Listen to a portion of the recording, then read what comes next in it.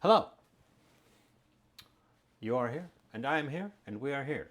Rayuya, hello. Congratulations. You're first. No one can take that away from you for the rest of the day, unless our internet craps out.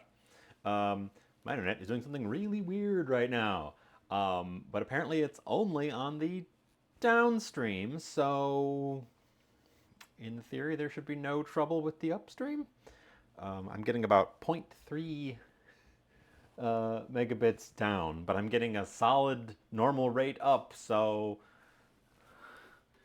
bizarre. Don't know what's causing that. We're cooking. I don't think this is going to take super long today, so I am. You mentioned the audio was low last time as well, and I haven't changed anything, and all the stuff looks the same on my side. Um, yeah, all my meters are going the same rate. I've got. So I'm not sure if something has changed on Twitch's end where they've changed audio encoding, or if there was an update to OBS that has changed audio encoding or something. But I don't know. I could try to move this guy a little bit higher up. Maybe he'll pick up a little bit better if I bring him up one more button. I suppose I'm not peaking in the red as much as I was before, so maybe there is something different, but I don't know what it is. Stop fussing with the microphone while it's on. That's not a great idea. Bum bum bum. Yeah, I don't know. What we're working with today is something I rummaged around in my freezer and found. A tray of mussels. They must have been frozen and then shrink wrapped, because the shrink wrap perfectly conformed to the mussels. They're also a little on the freezer, a little worse for wear from being in the freezer. So we're going to use them up. As again, we're trying to clear stuff out of the freezer. We're trying to clear stuff out in general. I want to make, and I cannot find the recipe. I can find the picture that was on the recipe, but the picture is on Pinterest, which is not where I found the recipe, and there's no recipe on Pinterest, just the picture. So I'm just kind of loosely remembering, which should be fine. This isn't going to be that complex, but it's a creamy mussel sauce, or it's mussels in a thick garlic cream sauce, which I would like to serve with fettuccine in a facsimile of fettuccine Alfredo, but we're not making an Alfredo. And then I've got some asparagus that we're going to use up because it's already getting kind of wrinkly on the bottom ends of the stalks. So we're going to cut those bits off. We're going to use all the rest of it to make sure to clear it before it goes off, because it really would be a shame to have to pitch out asparagus. Asparagus is very seasonal, and it's very delicious when it is in season. And I just have some that I haven't quite got to. So yeah, not a ton of elements to this. We've got mussels. We're going to have pasta. Let's see, garlic shallot, white wine. Actually, now that I say fettuccine, I do have shells. What do you think of shells with shellfish? Like putting them back in their shells, but the shells are pasta shells. They're the big shells too, so they would fit quite well. I'll think about it. Pasta is not an urgent element. Let's slide on over. Flemish, hi, welcome, welcome. I'm just getting some ingredients out. How's it going? We'll see how that shallot looks when I get the skin off of it. I do have a couple other shallots we can work with in the event that one's not quite up to snuff.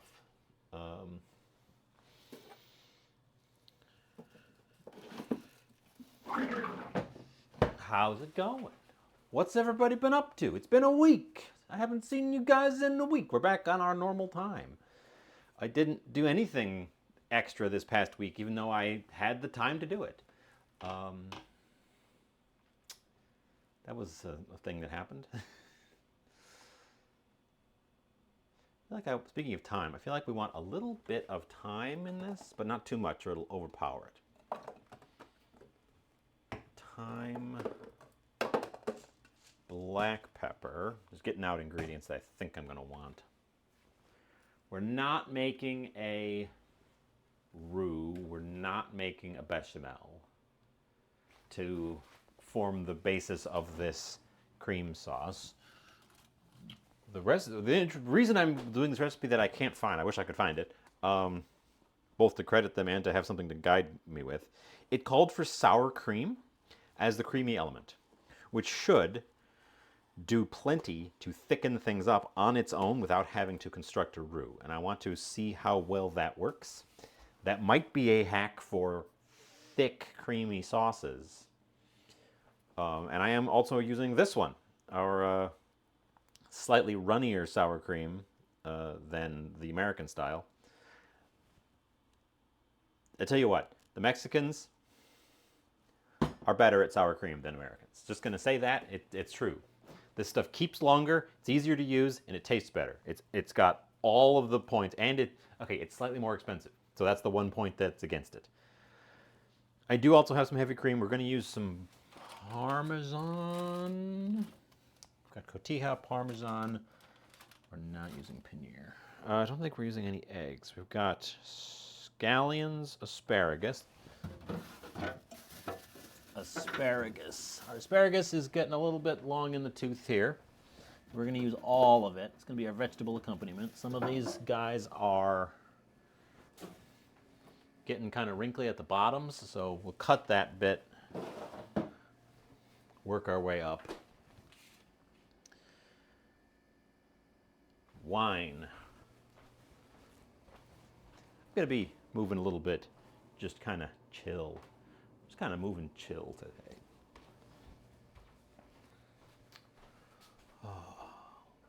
Bottle of wine.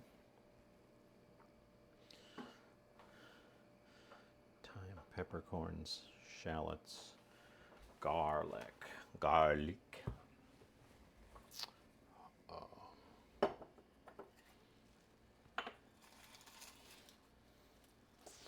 Garlic's getting a little sprouted, so I guess we'll just use up the remainder of that garlic in order to head off the sproutiness.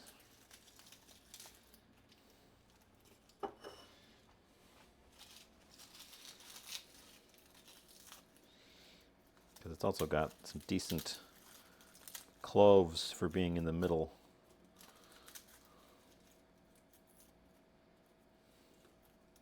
But with that one giving me a little sprout, that's a sign that our head of garlic is also perhaps a bit long in the tooth. Mexicans have a superior creamy element. I mean, it's true.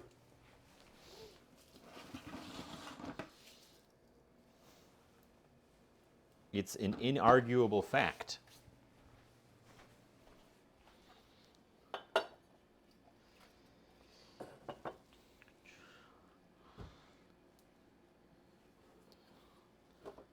There's garlic shallot. This shallot looks weird. I'm not sure what happened here. It's got like a... You're not focusing on it. It's got like a speckled pattern, but it's purple. It's not...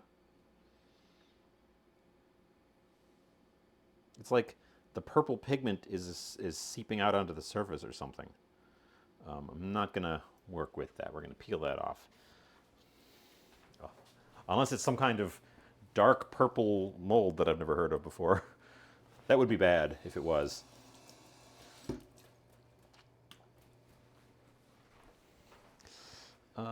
Yeah. Oh, and butter, of course. The butter was frozen. I got one out to see if I could get it thawed enough to actually use it. We've gone through quite a bit of butter recently. Anything else? This is pretty basic. Let's see. Parsley and chives. Perhaps some scallions. I don't know why I put an accent for that word. I think I was trying to say two different words at the same time and it came out as an accented perhaps. Yeah, I think that's what we're going to do. I think that's what we're going to do. So we prep some ingredients. For you's got a recipe: 2 tablespoons unsalted butter, 1 small onion, 2 teaspoons fresh garlic, chili flakes, white wine, fresh cream, mussels in the shell, black pepper, lemon juice. Lemon. I don't have any fresh lemon, but I do have a bottle of lemon juice in the bottled kind.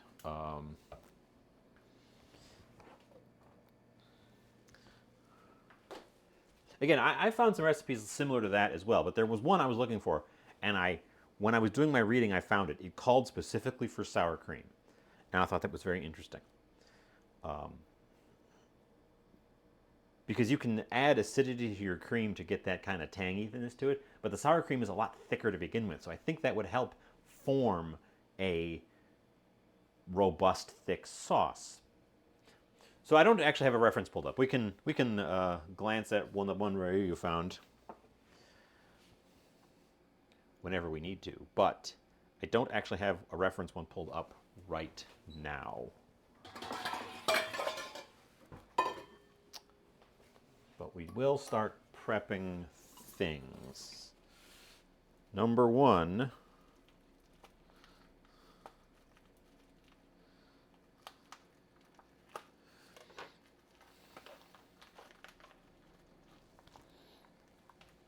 they smell oceany, which is good.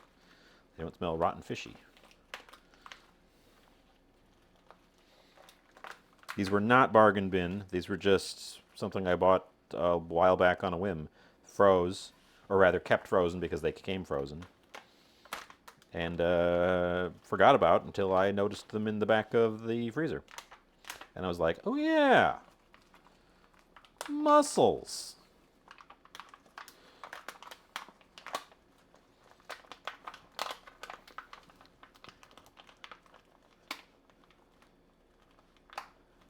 Small onion mist, 2 cloves of garlic, sour cream, possibly. I did only see one that had called for sour cream at the time, and that's what intrigued me.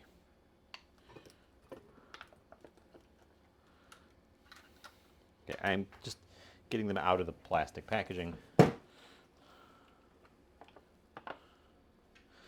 is some juice in there.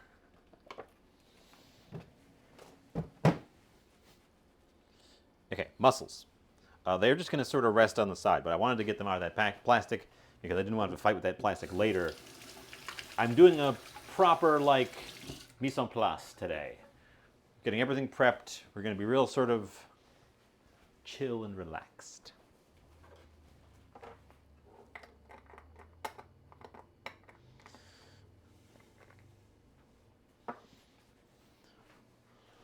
So I'll just set the mussels aside.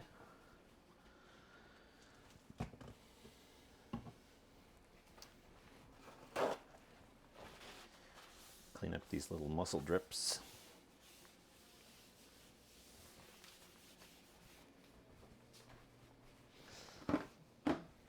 A lot of vitamin. Well, that's how you build strong muscles. It's all those vitamins.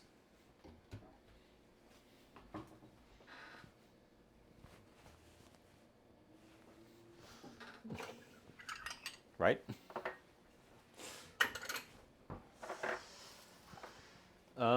Little cutting board.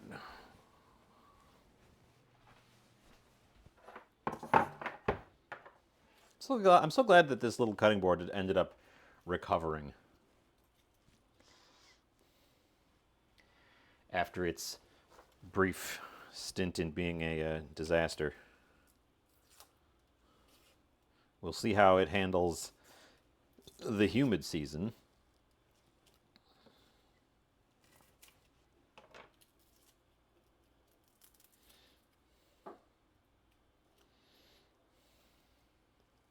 Flamingo.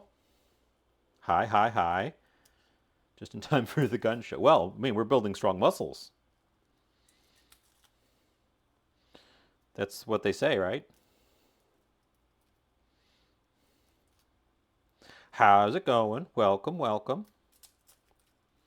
Flamingo.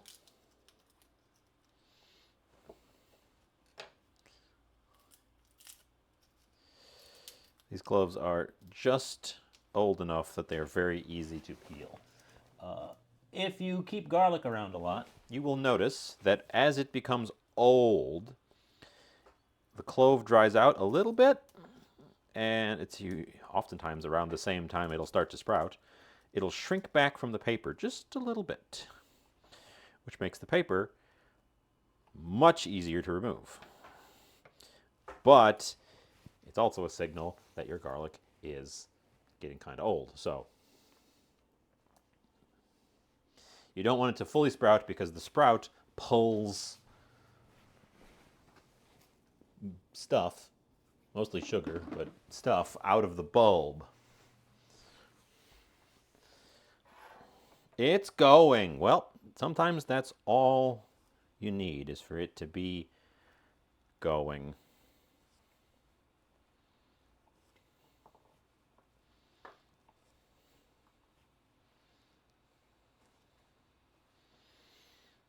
Well, welcome.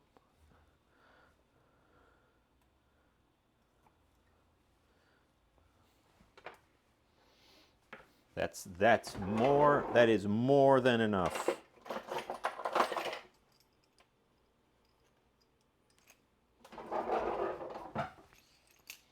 Garlic smasher. We're going to smash our garlic plenty of time in advance.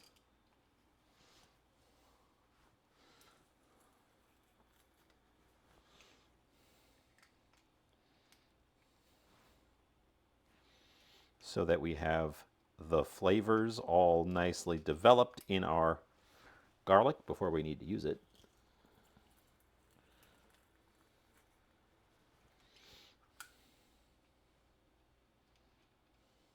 I don't actually know how long garlic keeps post smashing.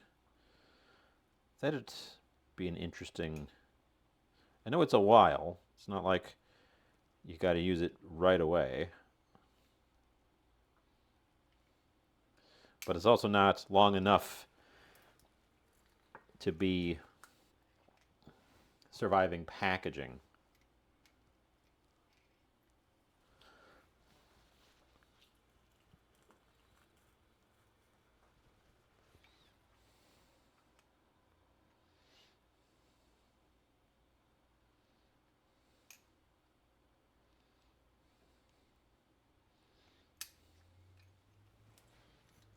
Okay, that's pretty well crushed. Again, I'm using the back, not the blade, of the knife. If you use the blade side of the knife on this, it will damage the blade, and you don't want that. Oop. You also don't want to tip your garlic over.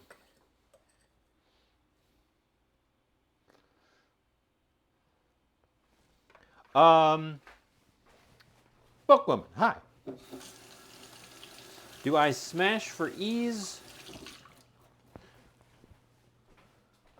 or because I prefer minced?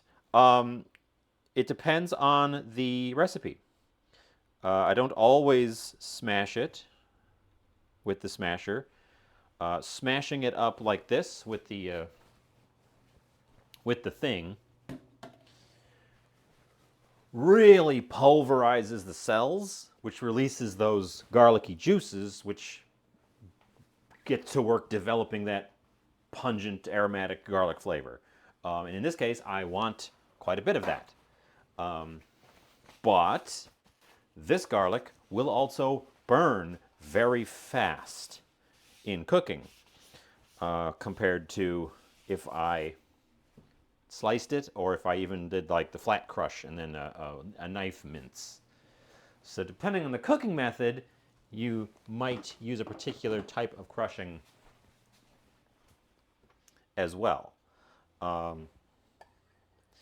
I would say you, unless you really want distinct pieces and or you're going to be like frying them for a while, you always want to give it some kind of a crush to get the juices flowing. Just slicing a clove of garlic gives you those nice perfect slices. They're the most resistant to burning. They will still burn. Garlic is very prone to burning. Um, you'll have nice resistant pieces at the end of your dish visibly, but you will get less infusion of that garlic flavor in the process because you haven't crushed it. You haven't gotten it swimming in its juices. So my answer is it depends.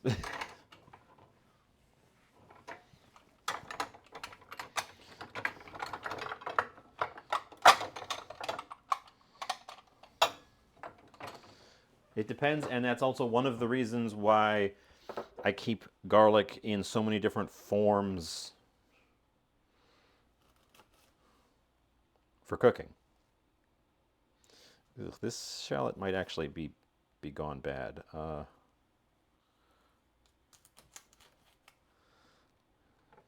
No, I suppose it looks fine once I get that weird. Ugh. It's like it's bleeding.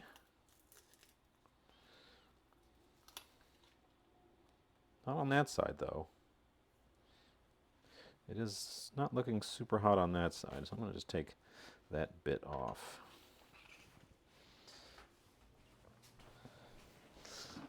But available to me right now, I have fresh garlic that can be prepared in a variety of ways. I have jarlic. I have garlic powder. I have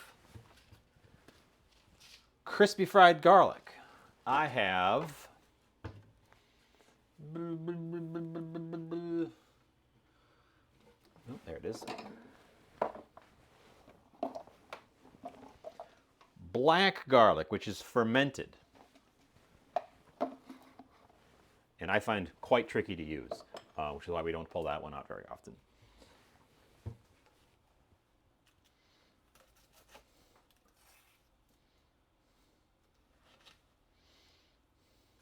Ooh, that one's looking real worse for wear. Okay, let's actually take a full another layer off of this one, see what it looks like. It's fine underneath that layer.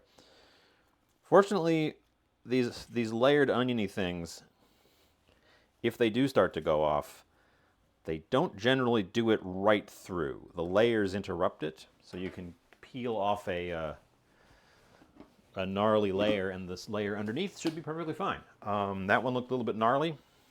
I'm going to use the other shallot as well. Get these shallots. Ugh. Ugh.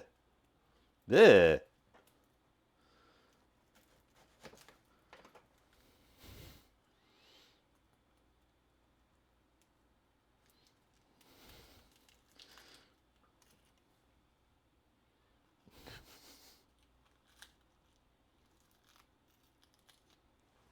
Okay. Again, there was some gnarly layers in there. I find there's a lot of hatred of jarlic in general because it is definitely not amazing garlic. It takes a lot of the, because it's prepared in advance and then preserved in an acid solution. They put a little bit of citric acid. If you look in the thing, it's garlic, water, and citric acid. That's it. They put a little bit of citric acid in there as a preservative so that it's not salty. You could salt it. The acid doesn't really help protect the flavors, though.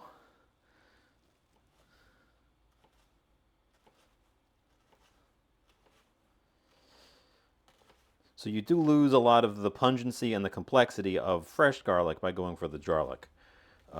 So there's a lot of pushback among the professional chef class and the food snob class against garlic. However, it is inarguably super convenient. So you make up for the fact that it has lost that complexity and pungency by just exactly throwing in a whole bunch more of it. You can just load up on it, and you should load up on it. It's because it is a much milder garlic flavor. You can add way more of it without overwhelming the dish with garlic.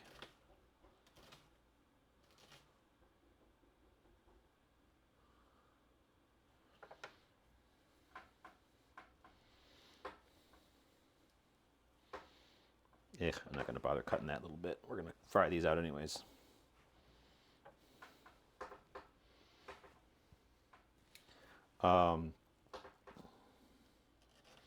But it's also valuable to know the process for preparing fresh garlic because, again, in addition to it being less pungent, it is less complex, and just adding more of it doesn't give you some of those elements that are simply lost. I think if you're doing something where the garlic is going to be cooked heavily anyways, the difference is not very big.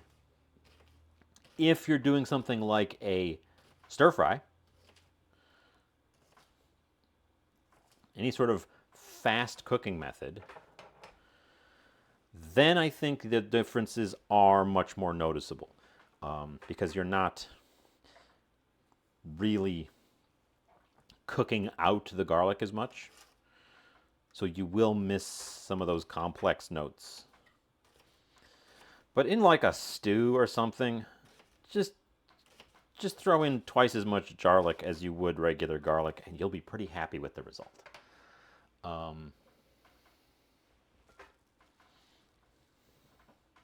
Not crushed, just peeled. So that's a convenience factor, but be aware, pre-peeled garlic cloves won't keep as long. The paper,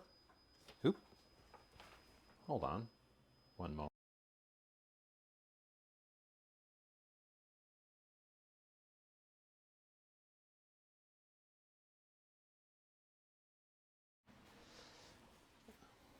What was I saying?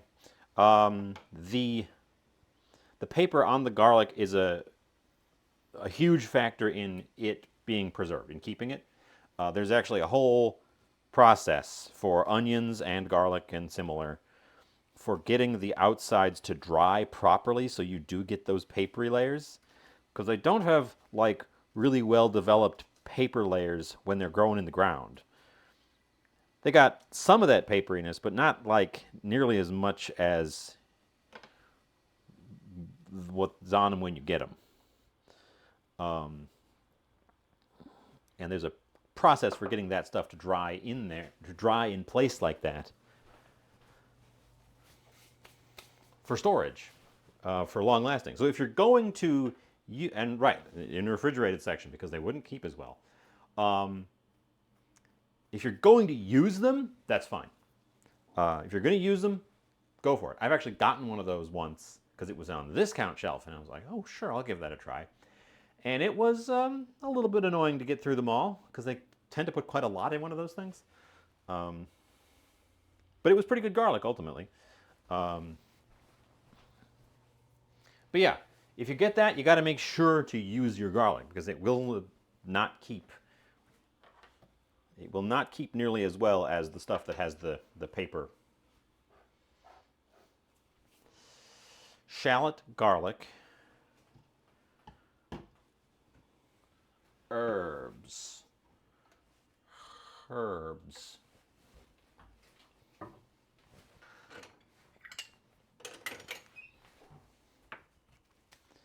Again, I want just a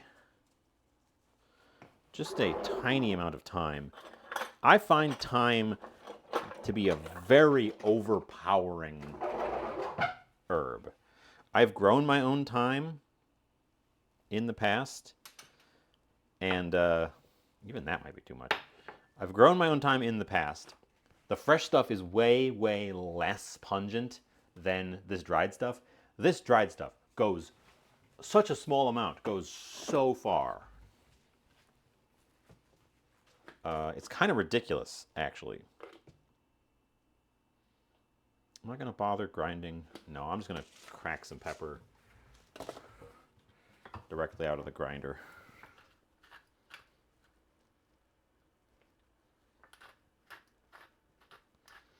Open up the thing a little bit, get it a little bit coarser. Do we think we want any other herbs in this? Or spices? Thyme, black pepper.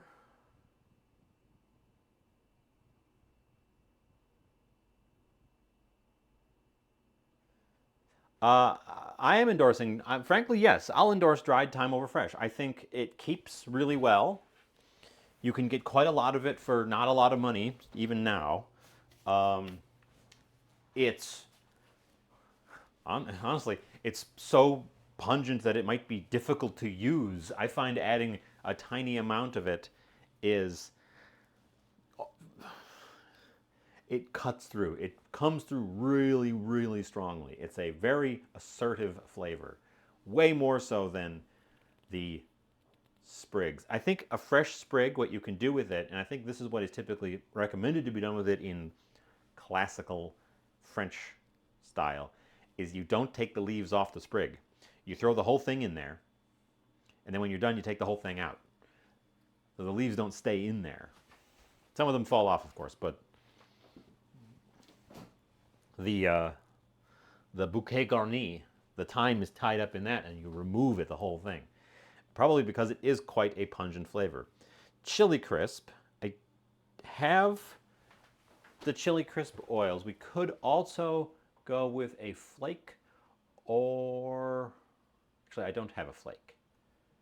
The only flake I have is gochugaru.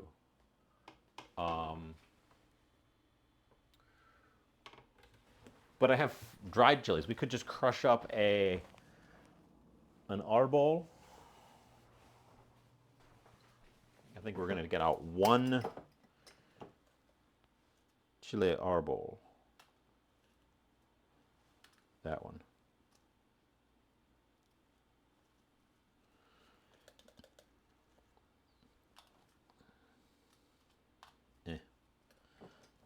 Horse piece. That one. One chile de arbol. And I'll crush it up myself.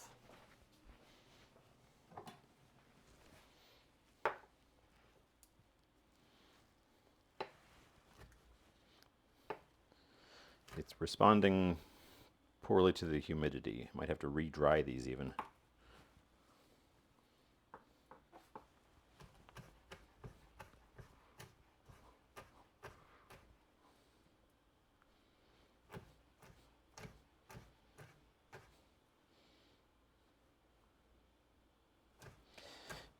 At least where I am, chile de arbol is the cheapest by weight and by volume hot pepper, hot dried pepper you can get.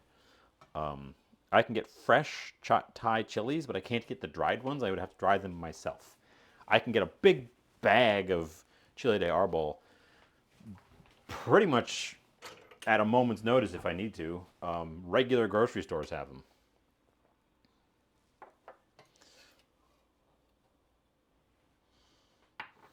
And they're not as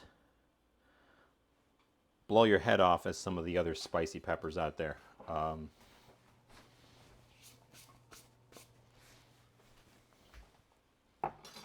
Oops. Set things aside over here.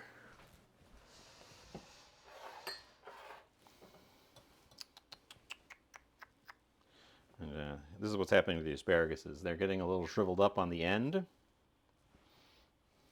because they're on the slightly older side.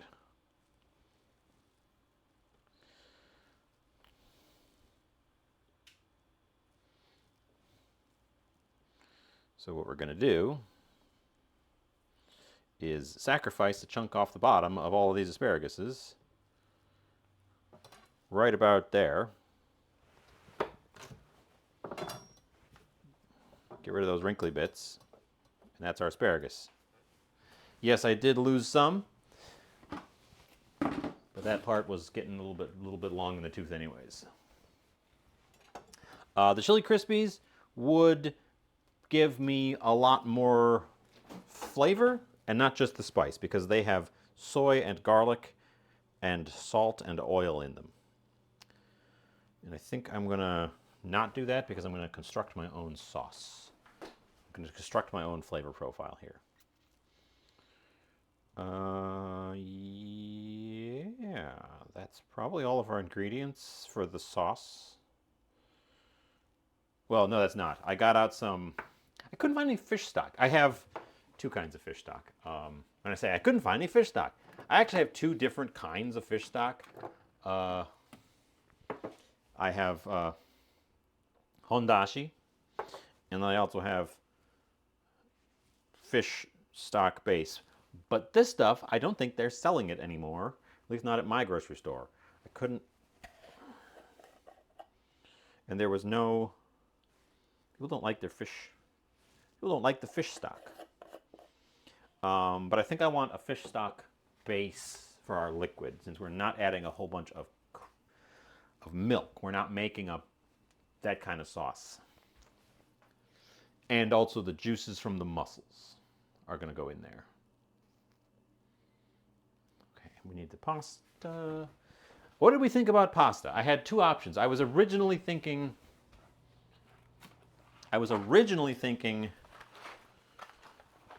fettuccine. Fettuccine is a classic for a cream sauce. Just go to. However, I have large shells. Since we're doing mussels, and also they fit inside those shells just right. It'd be like putting the shellfish back in the shells. I thought that might be cute. And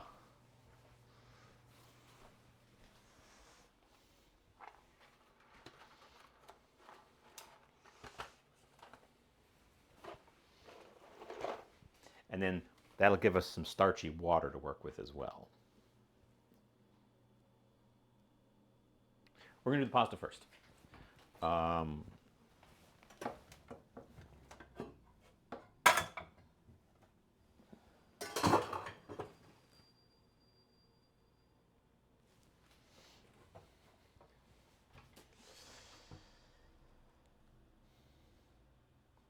We are going to thicken up the sauce. We're not building a roux. I'm hoping that the sour cream based sauce will be sufficiently thick. But yes, I want it to be, I'm thinking it'll be like an Alfredo consistency. The coward's pasta.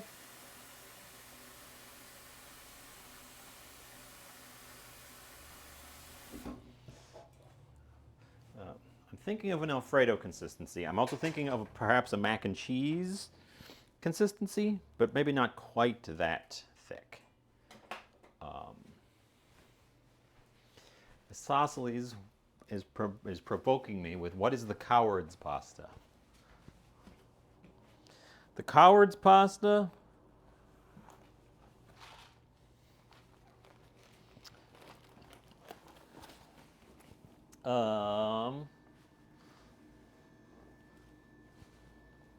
Hold on. Oh, I rearranged all this. Where did I put it?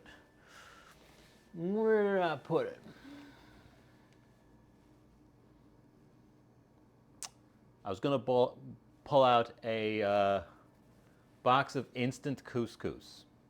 All couscous is instant, but this one is like a single serve in a box. That's the coward's pasta.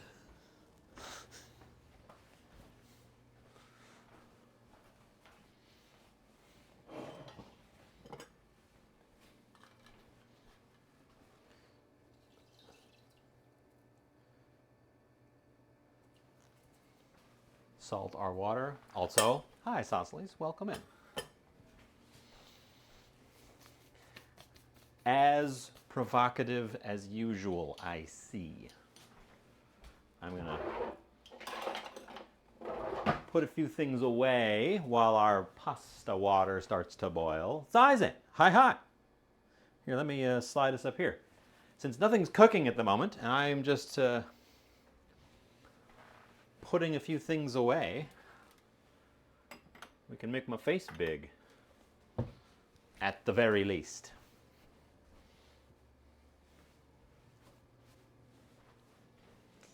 How's it going? Sizen, isosceles.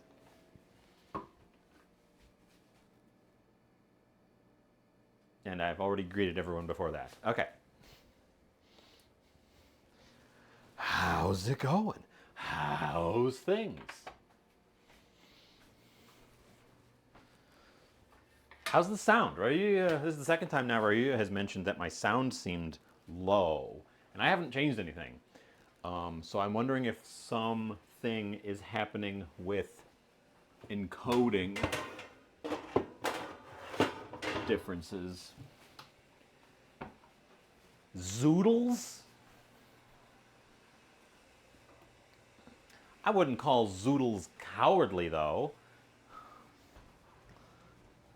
They're like... First of all, they're not pasta. They're a vegetable. So, if your question is what's the coward's pasta, that's not an answer.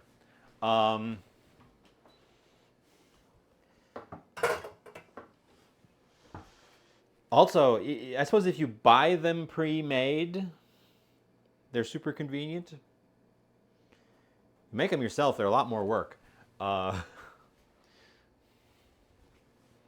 Keep that in mind. We could go the full opposite route. Have you ever had konjac? They make konjac noodles.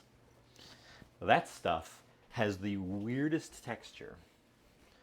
I should fill this one with water. Have a glass of water.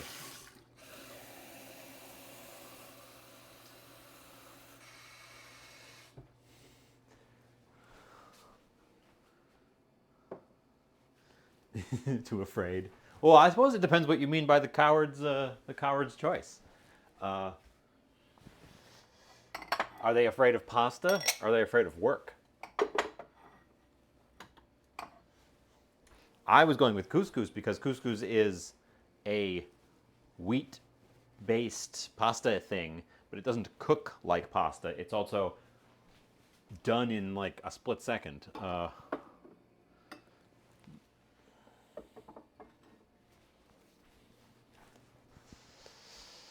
Those ones can stay there. Those are the cutting boards.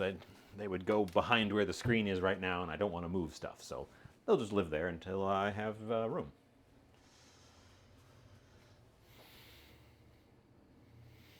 Gluten. Gotta watch out for those glutens. What pan are we using? We're going to have a fond. So we're going to use a steel-bottomed pan as opposed to a non-stick. And we're also not going to use a cast iron for that same reason. We want to build that fond. And I have to make sure I've got room for that number of mussels.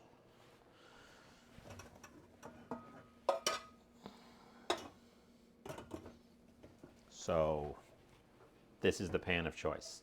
Glutens. That's our pan of choice today. Oops.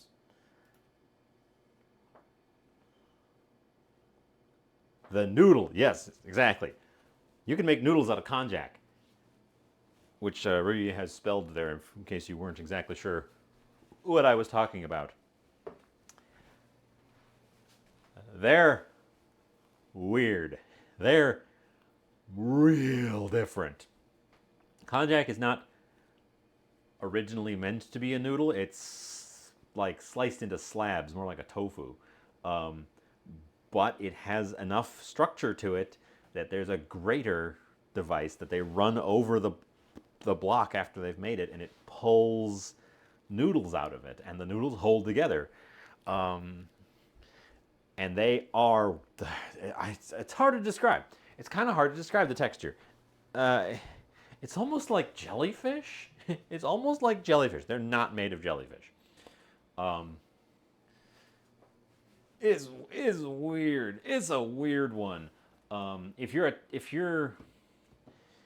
you've ever got a problem with texture, you'll have a problem with those things. Or maybe you won't. Maybe I know some people like weird. Some people are very texture oriented, but then like the weird texture.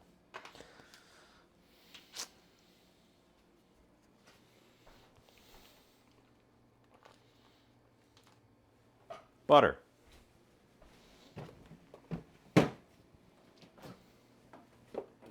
I'm going with 3 tablespoons of butter. Low. Medium low. 4.5 on my dial. Medium low. Because I don't want the butter to brown. I'm going to play with this. I don't really have as I said, I don't have a recipe pulled up. I'm kind of vaguely remembering this recipe. So I'm going to kind of toy around with this. The mussels are pre-cooked. I don't have to worry about putting them in early. All I want from them right now is going to be the juice, but that's not going to be until a little bit. We want to get this butter melting. There it goes. There it goes. You can tell that my worktop slopes that way because the block of butter moved away from you. We want to melt that butter and get the shallots started. And I don't want to brown the butter, and I don't want to crisp up the shallots. The adventurer's pasta.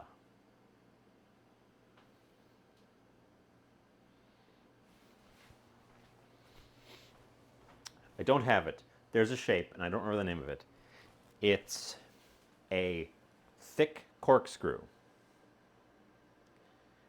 with a hole running down the interior of the corkscrew. It's like if you turned bucatini into a spiral. I don't know what to do with it. It seems like it's not good at the things that either rotelle or bucatini would be good for. It also seems like it would be kind of hard to cook properly because it's this weird, thick thing. And the spiral means it's also going to have a hard time getting water in the middle to cook it out. Alternatively,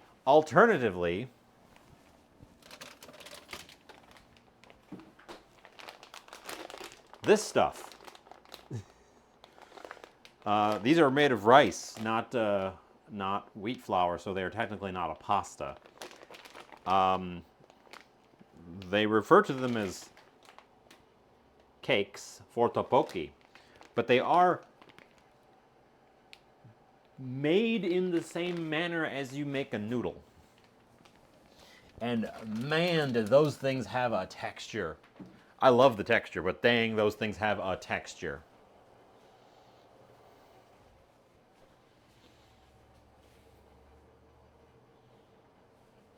Otherwise, an adventuresome way to do pasta is to mix shapes that are not similar to each other.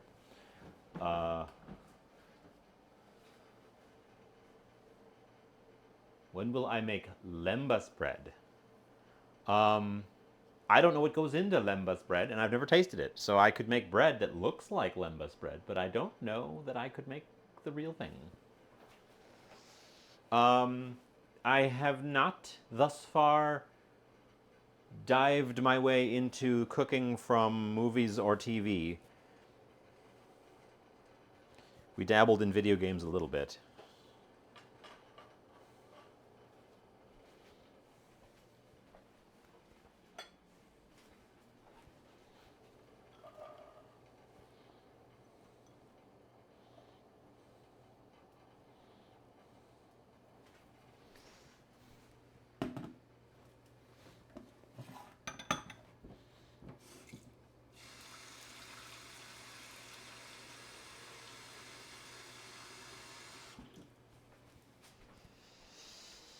Well, there you go. Somebody's already done it. Why would I do it if somebody's already done it? Thank you, Flamingo. We're going to salt our... This is unsalted butter, so I feel confident in salting my shallot. Our pasta water is at a vigorous boil. This is your last chance to make a decision: shells or fettuccine. You have 5 seconds.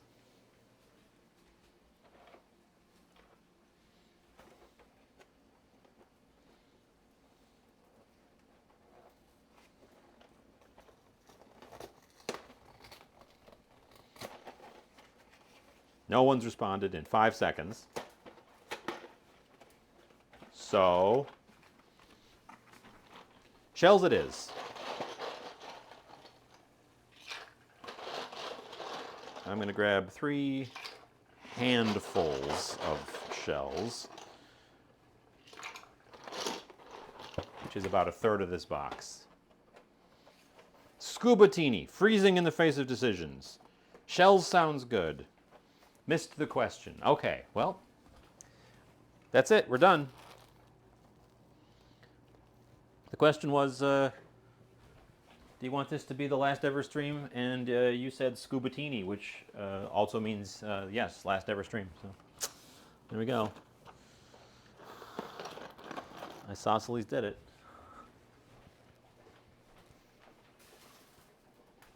Let's turn that boil down a little bit. We don't need these to be massively cooked.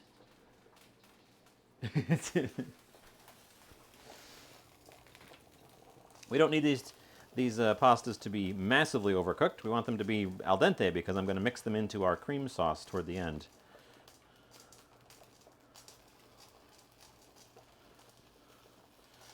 So they'll have a chance to catch up.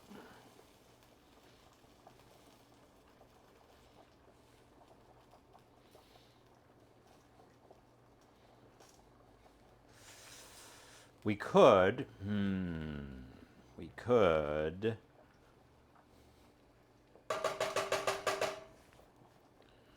what if we did like a gratin? What if we did like a gratin with this?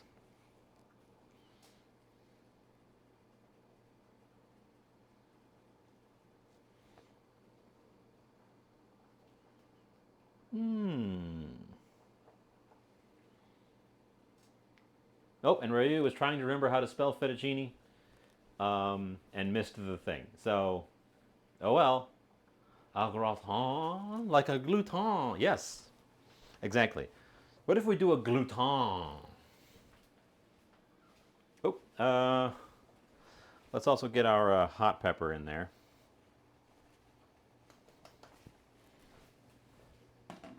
That can get infusing into our butter. Again, we're on medium-low because I do not want to brown this. We just want to sweat out the shallot so it's nice and soft.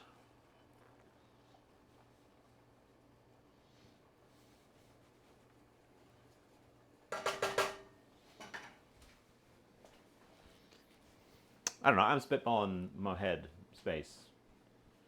Can we use the Mexican cheese? The only Mexican cheese I have available is cotija.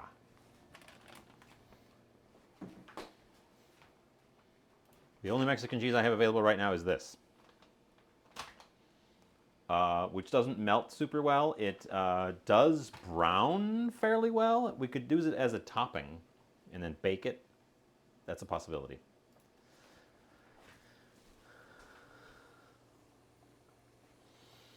Let's push around our pasta noodles, make sure they're not sticking to each other.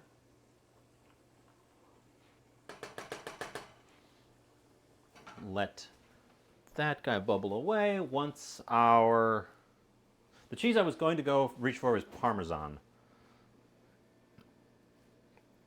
Isosceles wants capers and tomato paste. Capers, potentially. Tomato paste would really change the character of what we're making. and I think I'm going to veto that. You could do it. That would work. That's definitely a thing you could do, and it would be a dish that would work. But it wouldn't be the dish I'm shooting for now. It'd be something real different. Real different.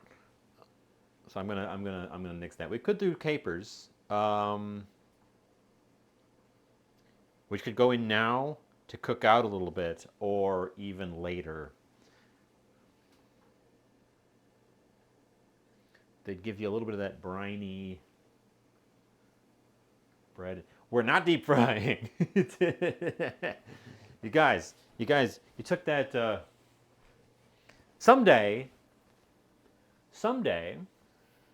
I will tell you guys in advance. We'll do something where I just take suggestions and do whatever you say. You guys pull the strings. Obviously within my physical capacity to do the things.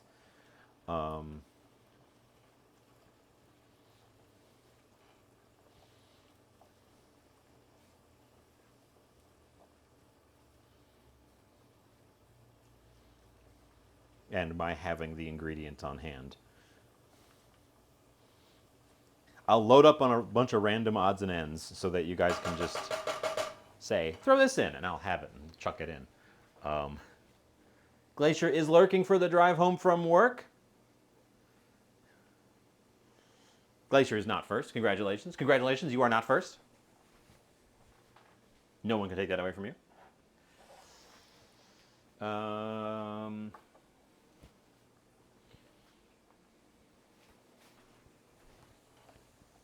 Let's get that garlic in there. The shallots smell a lot like onions frying in butter because that's what they are. But I'm using that smell as my sign. Also, they're getting pretty soft as I push them around. So that's a good sign that we're ready to go with the garlic. We're doing the garlic until it is fragrant. We're turning our heat up.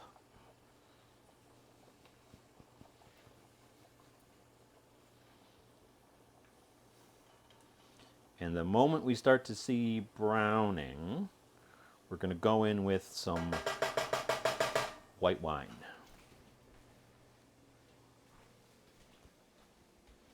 This isn't a democracy. We will have a well, no, we won't even have a democracy episode. We will have a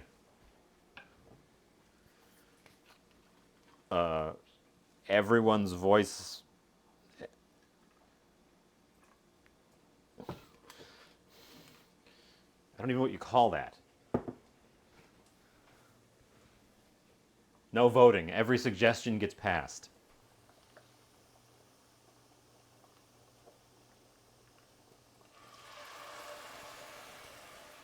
Wine. It wasn't really browning, but it was developing sort of a golden look to it, and I don't want anything to stick.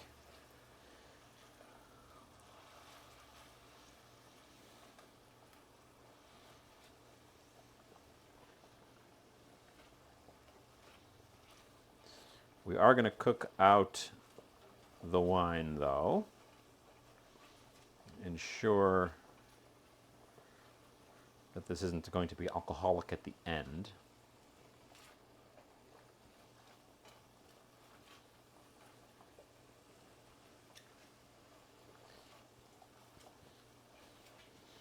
Which essentially means we put in the wine and then we go back to where we started with just the stuff frying in butter. Because that will mean that the liquid from the wine has cooked out. I mean, you may have seen in Discord the what if everyone's suggestion is accepted? M&M chocolate sprinkles whole chicken pizza.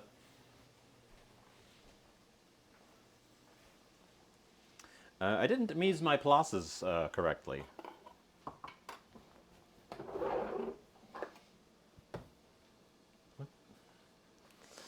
The half teaspoon, not the half tablespoon, the half teaspoon. That's a quarter teaspoon. Half teaspoon, where have thou gone?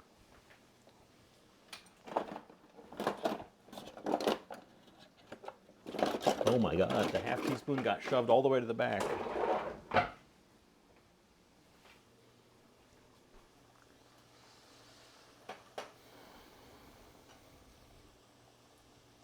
So that's half a teaspoon of a fish stock concentrate.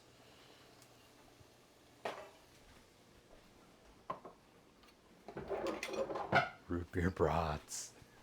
See, you guys, there's some good ideas coming out of this. None of the ones I just said aloud, but you know.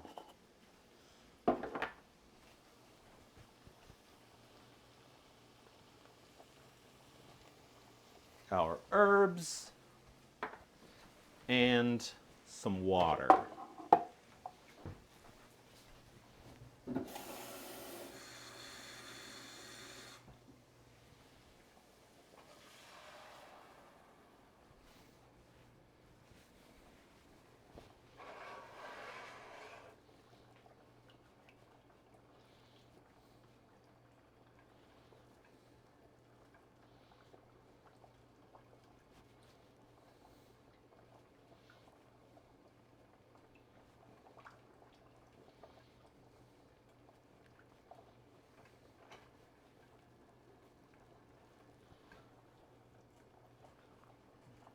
So I put in a cup of water, which we're going to cook down. I bet you those shells are done. Bet you those shells are done. Let's get them drained. Could have used that starch water, actually.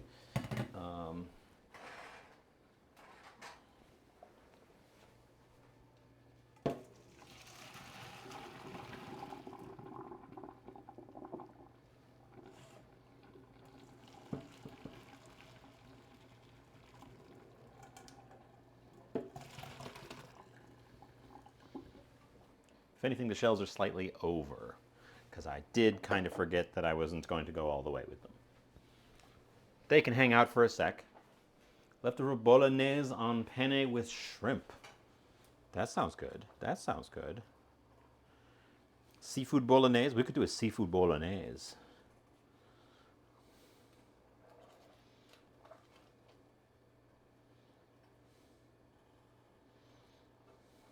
Or we could do a seafood bowl of mayonnaise.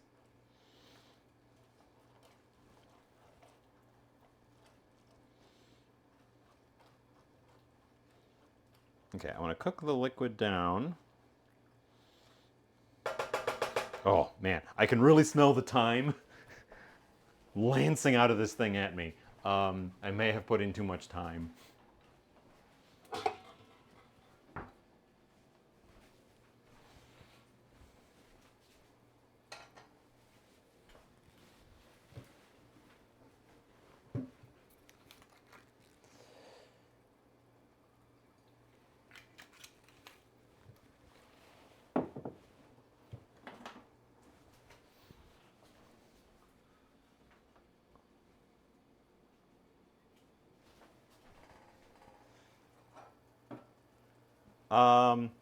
The fish stock base is Better Than Bullion brand. It's like a paste. They've got a whole bunch of flavors. They've got chicken and beef and there's a lobster one. There's a ham one. There's a garlic one.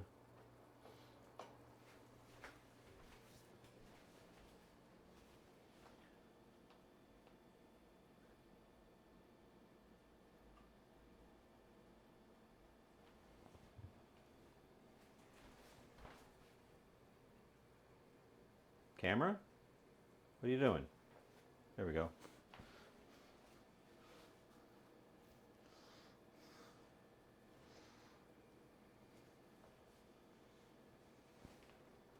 Here, while I'm cooking out a few things over there,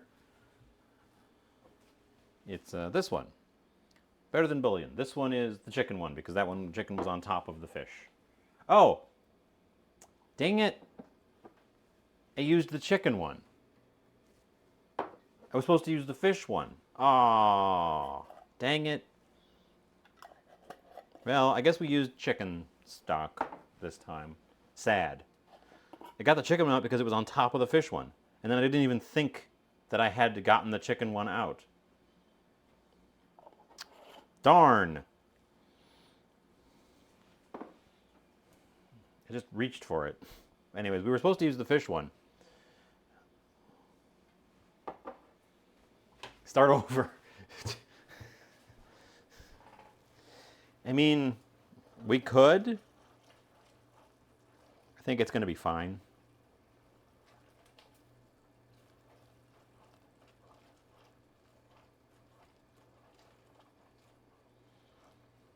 I don't think the time is going to be a huge problem, even though I am definitely smelling it.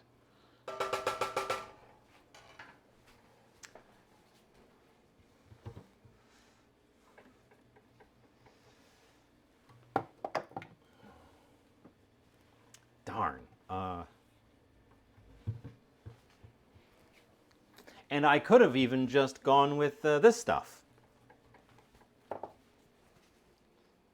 This stuff, which is powdered shrimp soup base. Not even stock, it's soup base.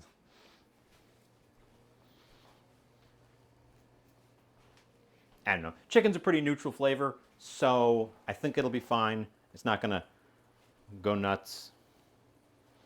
Let's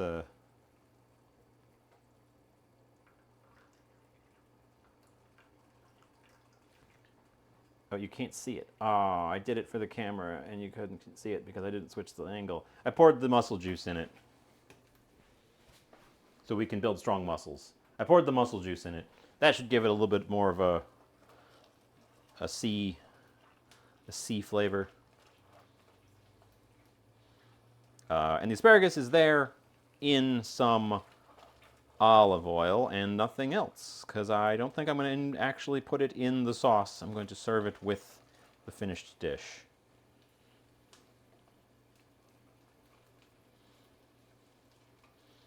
And since I'm doing that, that probably means that I'm not going to do a gratin. A gratin.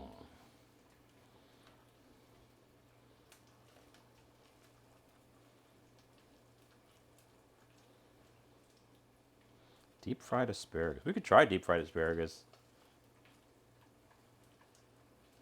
We could. It's not impossible. Probably not advisable, but it's not impossible. There's a lot of liquid in here. Possibly too much.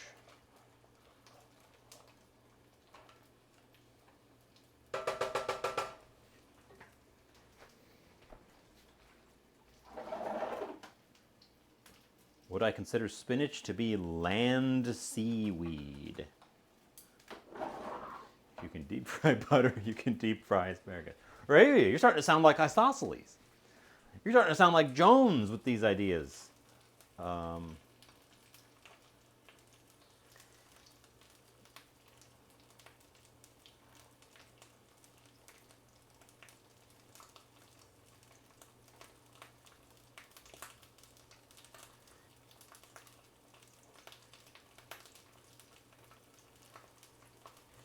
I don't know why I turned that one around. Asparagus is blistering slightly and getting brighter green, which is a good sign.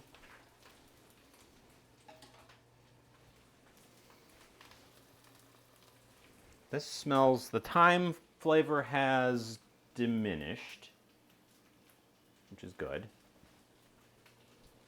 Let's see how overdone these shells are. They're not. They're a lovely al dente, which is great because that means I can put them in the sauce slightly early, get them really tossed around, and not worry about them turning to mush. That's perfect. That's perfect.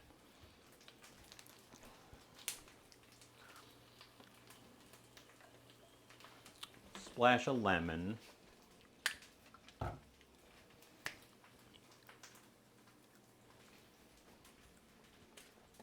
Splash of lemon, and I'm going to put some sour cream in and see what it does. See what it do.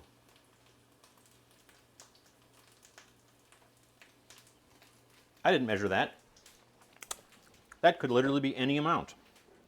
There's no way of knowing.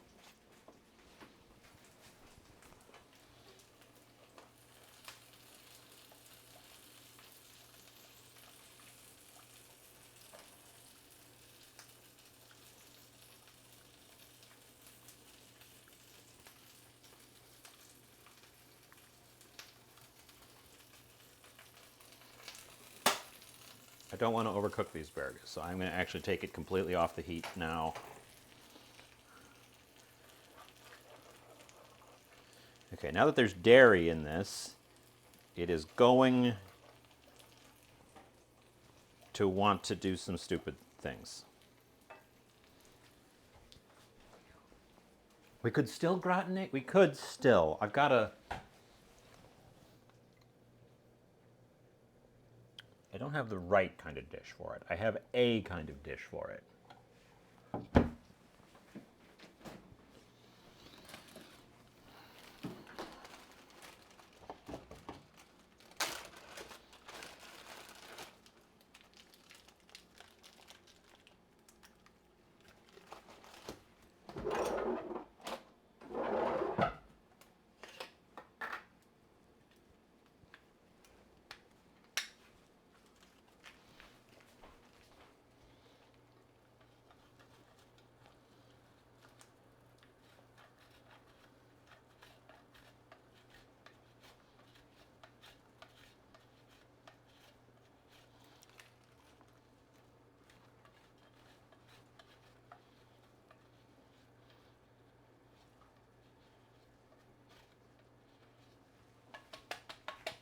Cheese.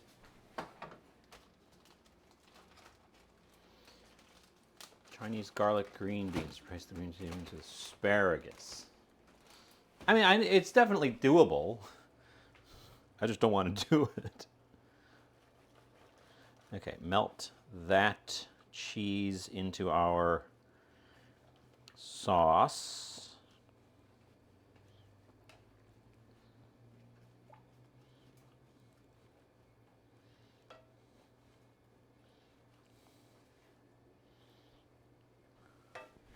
I don't know, the consistency's looking pretty good. Let me grab a taster spoon, see what we're working with. Probably the saltiest thing in the world. It's not the saltiest thing in the world, which I'm amazed at. It's got spicy, it's spicy, it's tangy, a little bit of funk.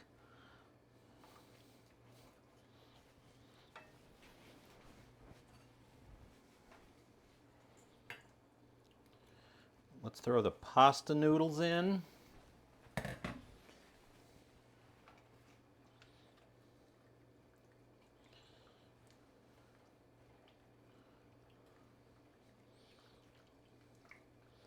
This, as is, would be servable. I'm going to get these guys really coated. I did turn the heat down. I'm going to take the heat back up just a little bit. We're just shy of medium now. We don't want to give this a ton of heat because I don't want to risk splitting our sauce.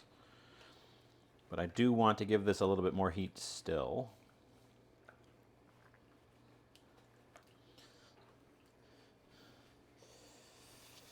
Because the mussels are cold.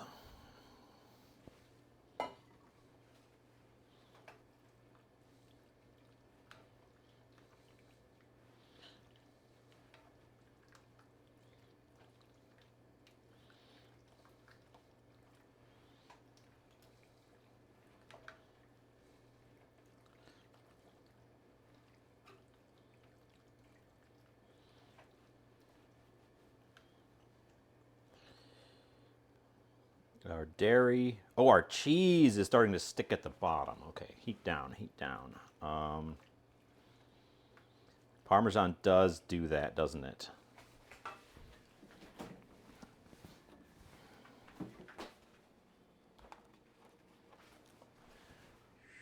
going to add a little bit of heavy cream. Try to sauce this up a little bit. I've got my back turned and you guys are brainstorming other dishes, which is admirable.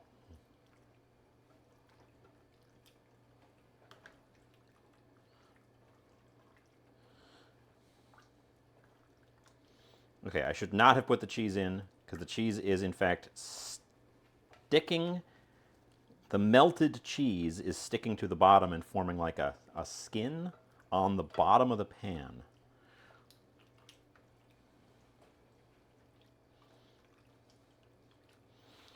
Let's give this another taste. Where did I throw that spoon? Oh, there.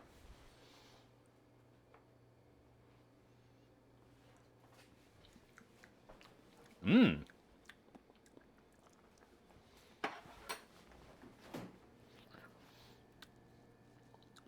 Briny, creamy. The salt levels have dropped off a little bit.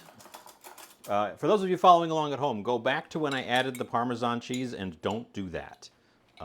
Don't do that until it is completely off the heat. I am adding some capers.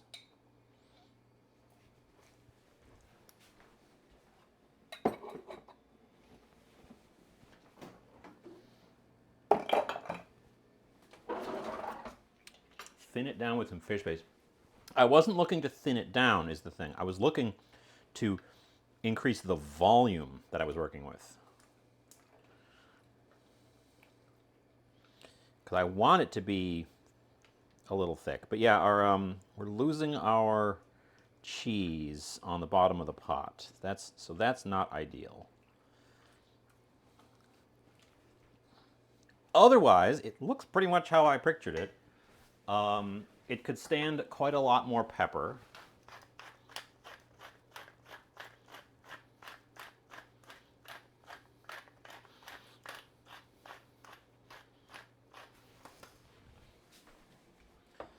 Some fresh cheese at the end. It could probably stand just a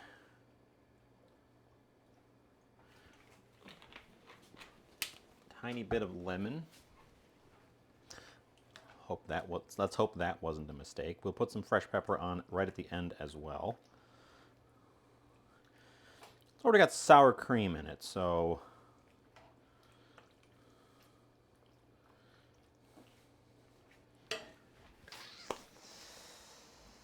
and I think that's what we're working with today. That's it. I think that's it. We might have a short one today. That's what happens when I don't follow a recipe. It frequently is what happens when I don't follow a recipe. I end up with a short day. I can't really go about thickening it much more than we already have because we're going to burn out the bottom cheese. Or are we? Or are we? Oh, I can still loosen it up. It's not adhered really strongly. I can still loosen it up, which is good. It's kind of a general low heat thing.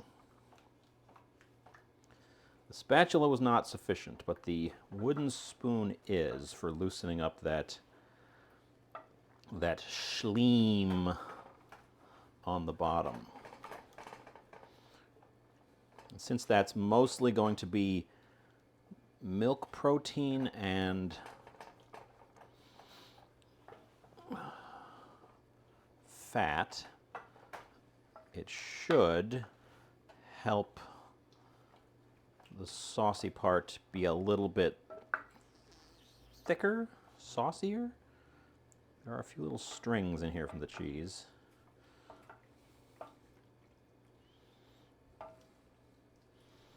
Okay. Okay. The heat's off.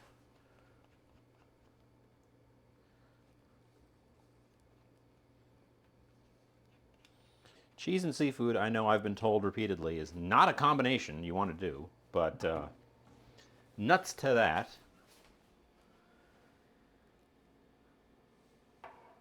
You would have used lime instead of lemon. I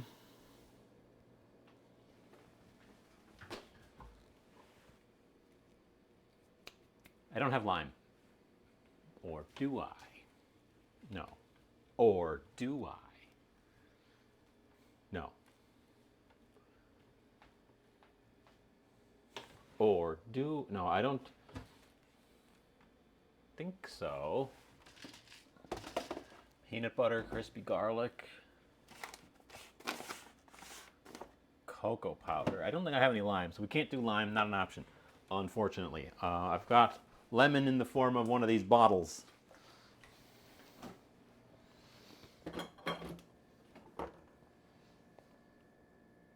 Or do I? No, I don't think so. I keep saying that because I actually thought I had one around here somewhere. Oh my God. Room and board. Room and board. Welcome in.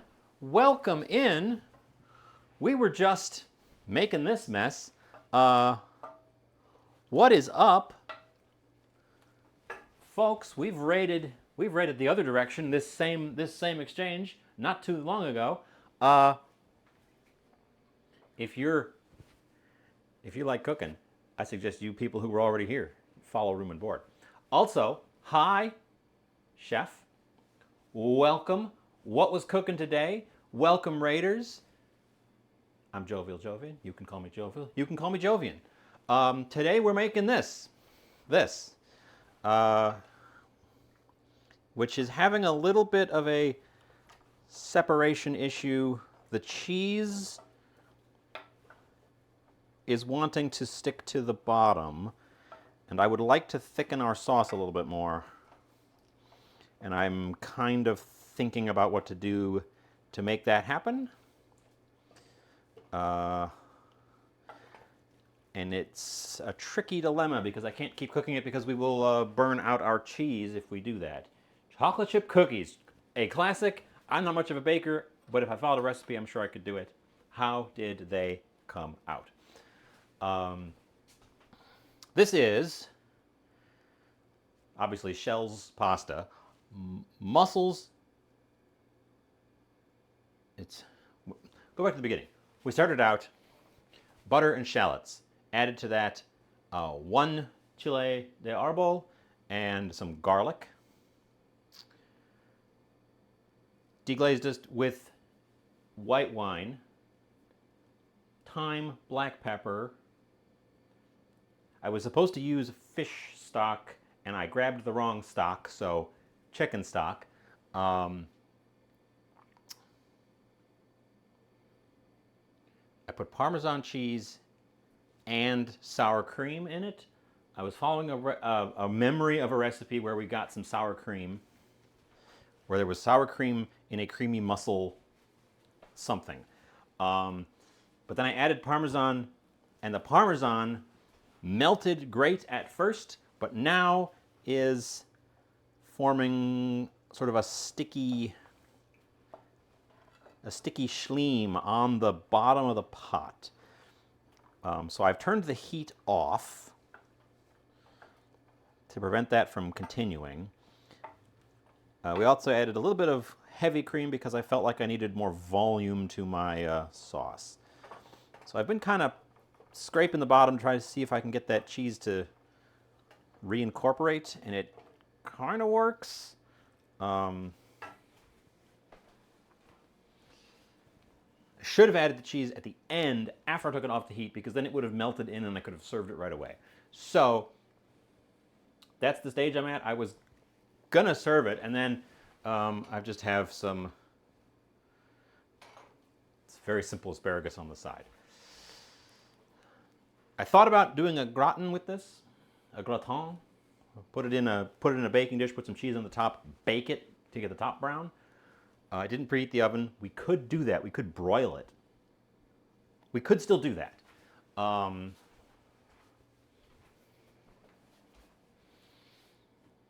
Otherwise, yeah, creamy mussel pasta.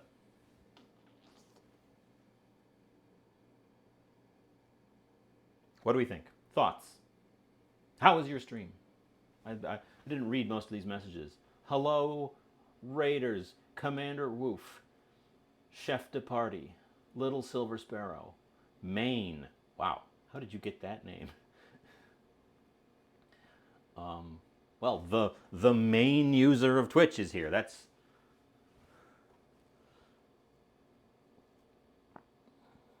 Owlsmer. Do a broil. Do a broil. Okay, okay. Now I'm gonna. I was gonna maybe serve this and do a short, but you guys all showed up. You've convinced me. We're doing a long.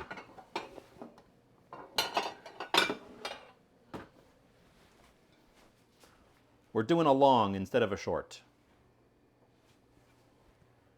So I'm gonna do this over here. I'm gonna move stuff so that I don't make a mess.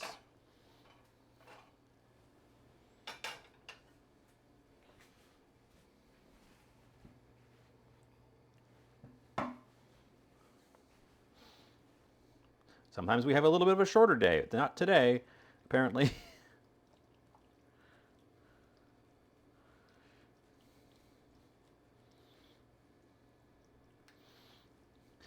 This will also actually give me a chance to really scrape out the pan and get, you can get some of the gooey parm off the bottom. I think we're going to have to give this pan a bit of a soak.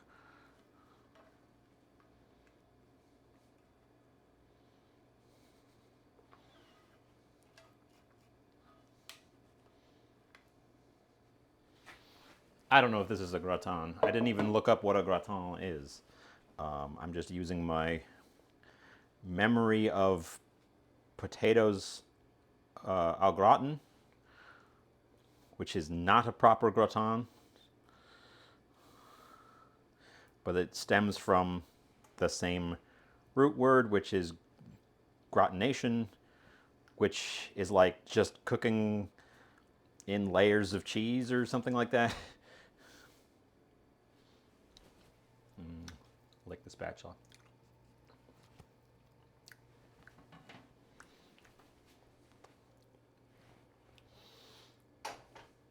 No, you're not still hot. Okay.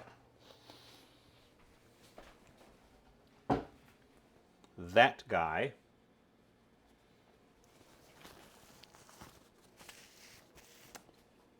If you want to make a gratin, first of all, you could make a fussy French one. But potatoes au gratin?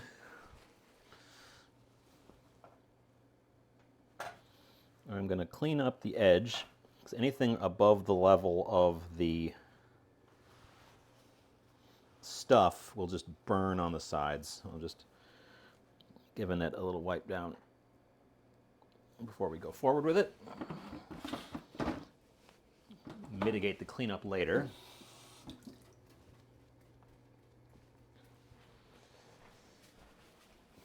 Breadcrumbs are a decent idea, although that's taking us into almost a mac and cheese direction, which isn't a bad thing. Up above, it's gone. Glacier, you're back. Welcome back, Glacier. Get on in here. We got raided, and then we're doing this now. Cotija, the only Mexican cheese I have on hand. I've used it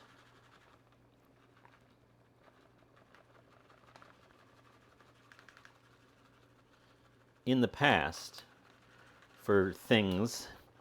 I find that it melts pretty poorly. It's a young, salty, dry cheese. I used to be able to get it as a block, and they stopped carrying it as a block.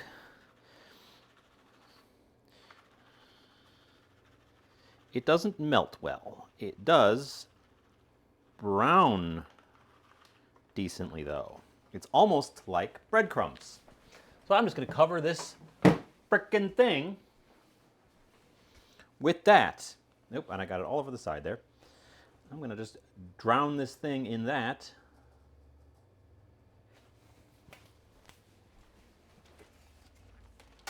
It is salty. Oh, gosh. Cooking with an actual chef in the house. You can call me out for how much extra salt I actually add. I'm a salt fiend. I add too much salt.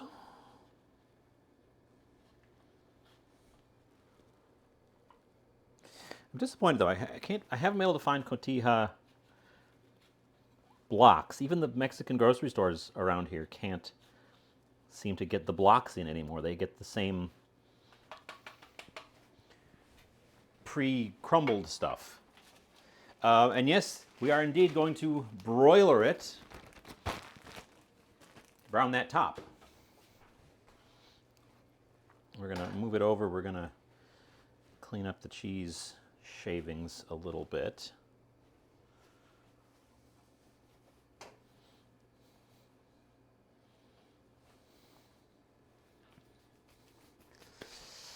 We're going to move our rack up. Plunk that guy in there. Why does my oven smell like almonds? That's weird. Broil it. Okay. Goat cheese quesadilla. Last time I made quesadillas, I actually got some queso quesadilla, which is also queso chihuahua, which is what makes real quesadillas taste so damn good. They don't put it into things properly. Ugh. Anyways, put a few things away. We did use a Mexican sour cream. I suppose you guys can look at my beautiful smiling face. While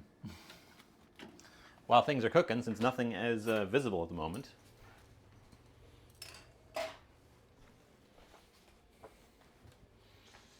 And we will put away. I ended up not using the dashi. I was going to use the fish base, the fish stock, and then grabbed the wrong one. So we ended up using chicken, which is fine. We have enough sort of briny, fishy flavor from the mussels that are in there. We don't need the extra fish flavor. Chicken's a pretty neutral flavor. It's not going to disrupt things.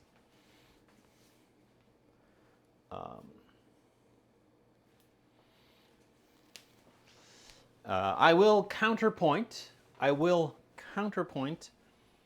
to Silver Sparrow. Don't use just mozzarella in your quesadilla. It won't taste like anything.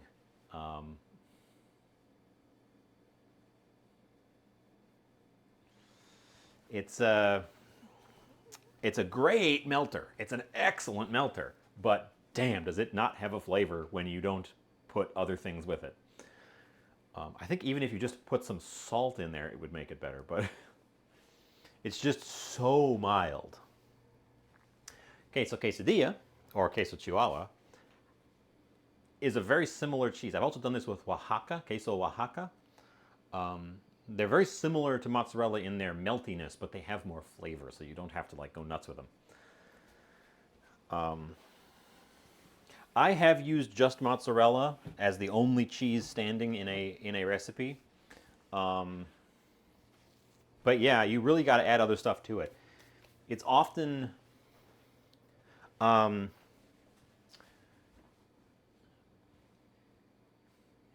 wouldn't include another cheese in a caprese.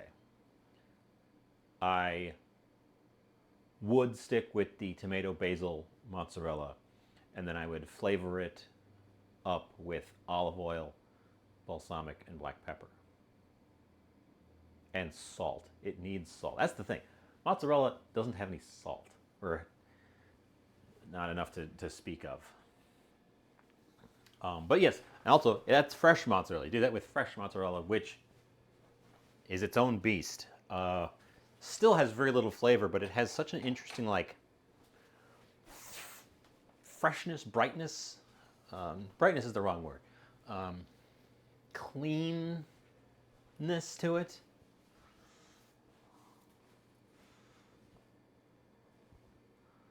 But when I make pizza, it's usually mozzarella and Parmesan because I want some of that flavor, that salty flavor. You got to have a good melter in there. I don't like cheddar on my pizza.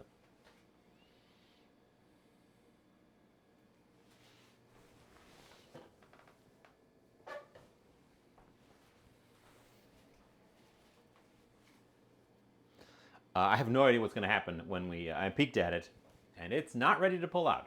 I have no idea when it's going to be ready to pull out, and I don't know what it's going to look like when we get that far. We're going to find out together. Never done this. Oh, it just struck me. I should have mixed the cotija with breadcrumbs because they're crumbly, and used that as the topping. A combo of both, because the breadcrumbs would help with the browning on the top surface. Oh well, too late now.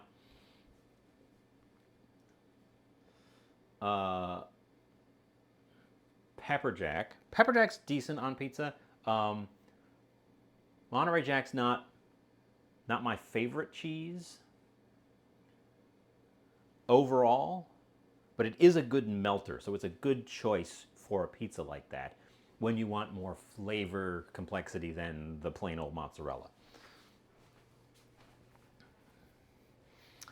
Well, if we're doing this with this, then I think we're going to serve it on the golf ball. I think we're going to serve it on the golf ball again.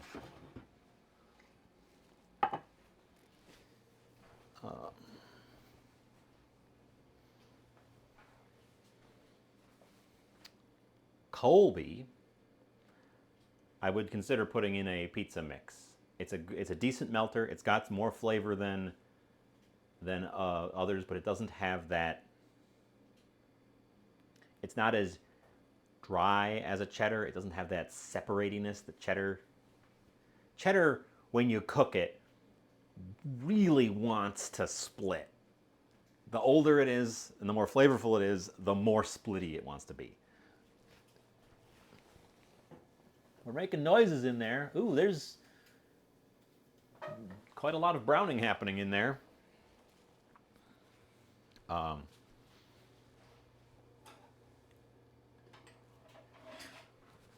Well, Silver Sparrow, that's what the cheesemakers think too. That's why Colby Jack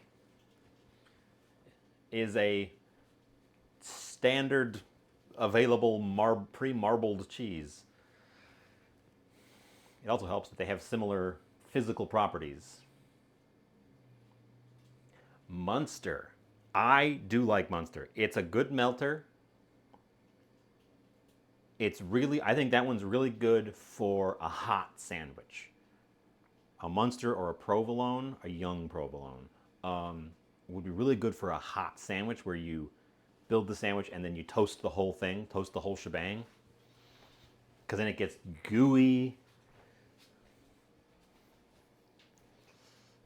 Like a croque monsieur. A croque monsieur with Munster, which is not the traditional. I think you're supposed to use Swiss. With Munster, though, it'd be really good. You'd get really. Woo! I think we're gonna pull that. At least we're gonna peek at it. We're gonna turn the broiler off, so when I put my hand in there, I don't burn my hand quite so badly. But I think we're gonna pull this. We're getting good color on the top. It's making a crackling noise. Cheese performance spreadsheets. Well, I am in Wisconsin. I do know cheese. Ooh wee! It did a thing. It's got a distinctiveness. It's got a distinctiveness to it.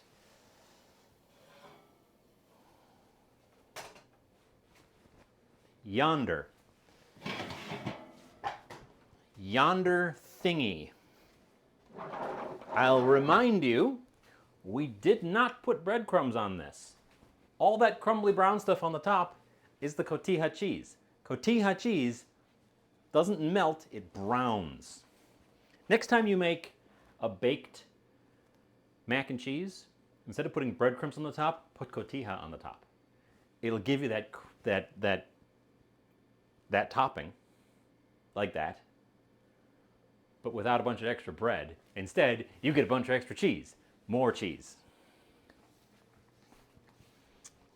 Sprinkle some parsley or chives on the top.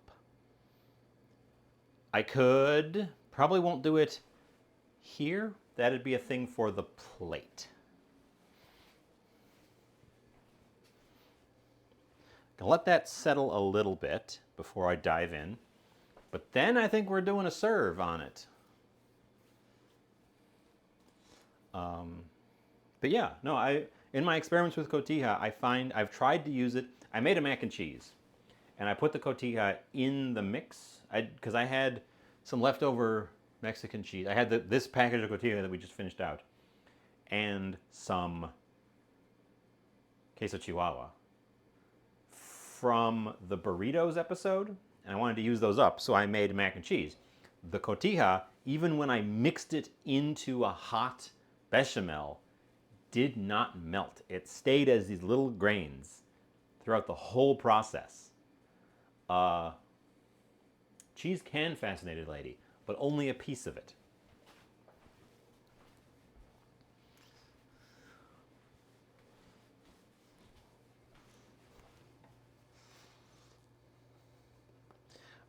But that's when I started doing some experiments. There's a little bit of cheese stuck on my spoon over here. I did some experiments and I found that it does this. Because I put some more of it on the top of that mac and cheese as it was a layer of cotija and a layer of breadcrumbs. And what happened was, and then like a grated parm on the top of that. And what happened was,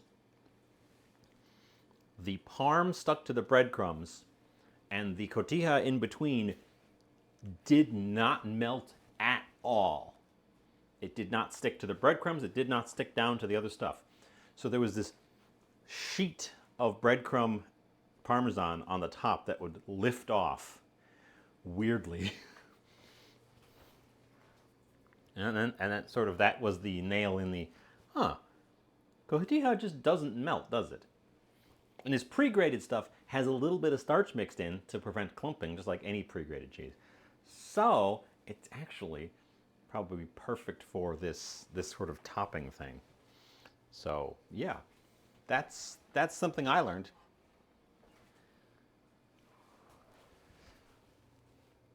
That looks pretty good too. I'm gonna serve it. We're gonna serve it.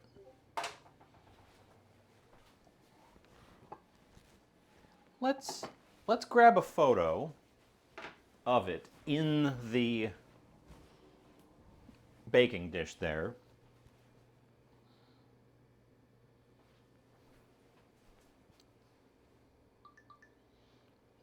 Doodle doodle.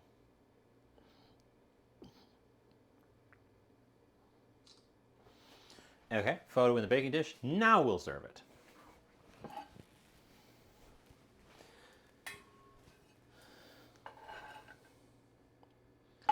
The baking dish is quite hot,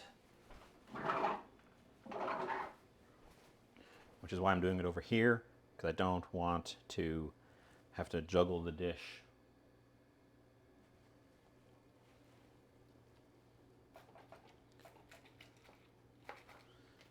We're still kind of juicy.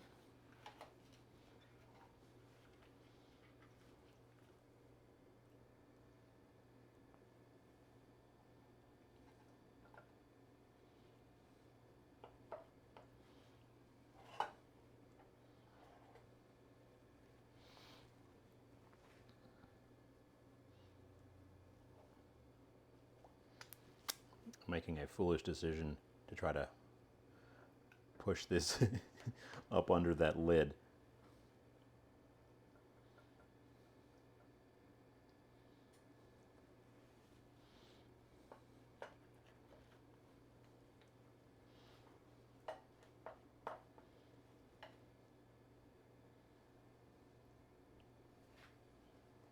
Okay. One big old scooper of that, and I already got chopsticks out for the asparagus turning, so we'll just use them for plating as well.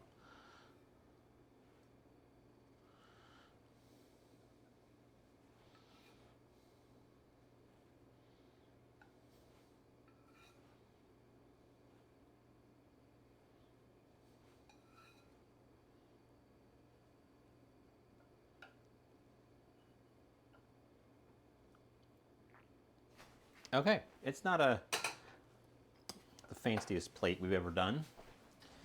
It's not the fanciest plate we've ever done. It's kind of a thing next to a thing, but a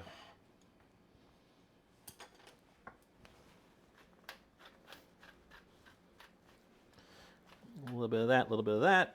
A little bit of salt on that guy. And I'm going to go grab some chive because I liked the idea of having some chive on that. Ooh, it got warm. Got hot today.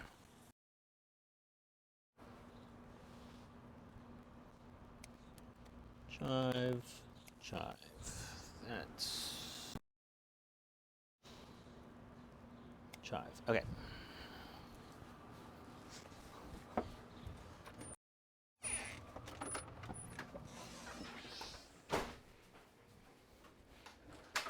It got hot today.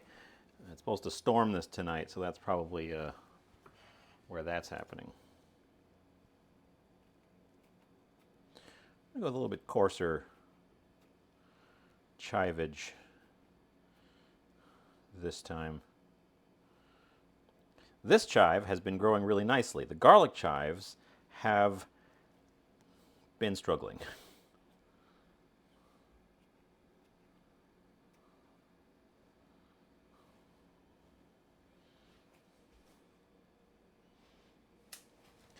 There you go, I guess. That's a plate of food.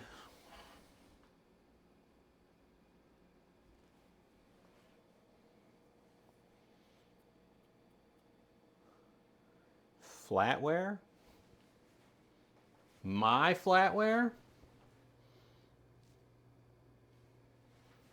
Or the plate? The golf ball plate? It's the only one I've got. Where did my little spoon go?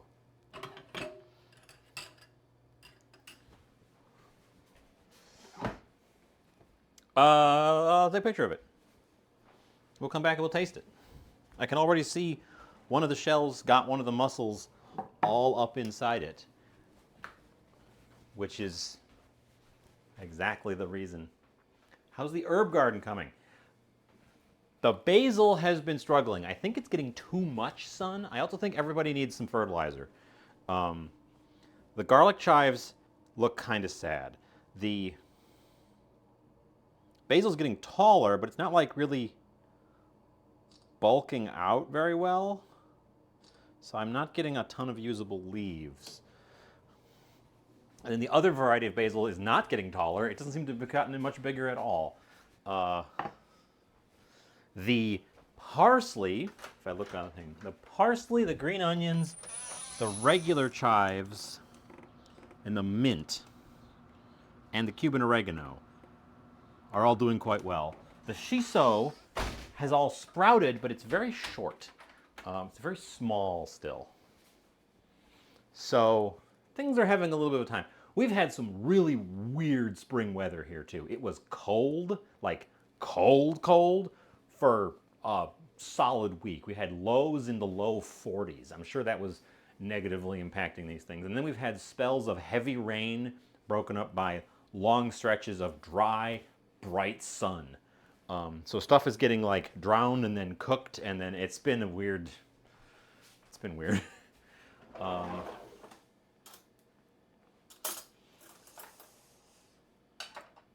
don't think we'll need a knife for this. But let's give it a taster and see what we're working with. I want to try the main event first, because I know what asparagus tastes like. And it's here because I felt like I needed a vegetable.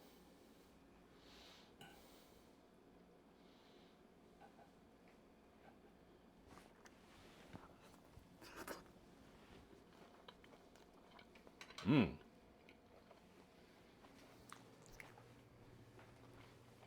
Mmm.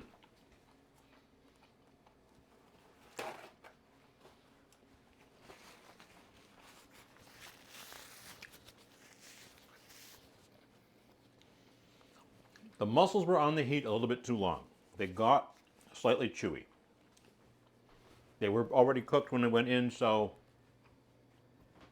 they honestly should have gone in after I took it off the heat, along with the cheese. Probably should have been the last thing that went in.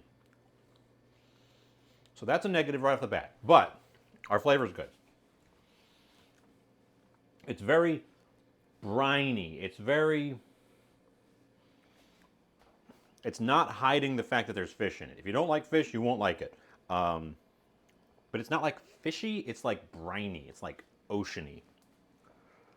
So I'm glad I put the capers in because that is also sort of helping with that angle of things. It's spicy. That one pepper, hi Alana. You know, I should give people shout outs.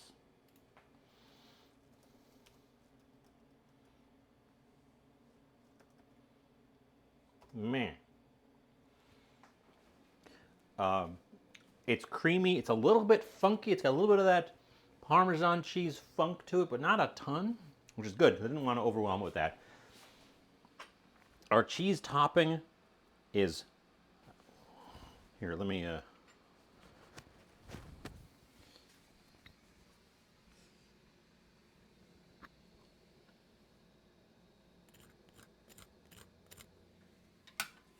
is crusty. Crusty. I don't know how well that picked up, but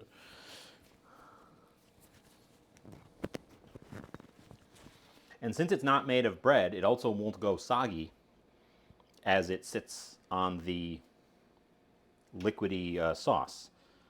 So it should stay crusty.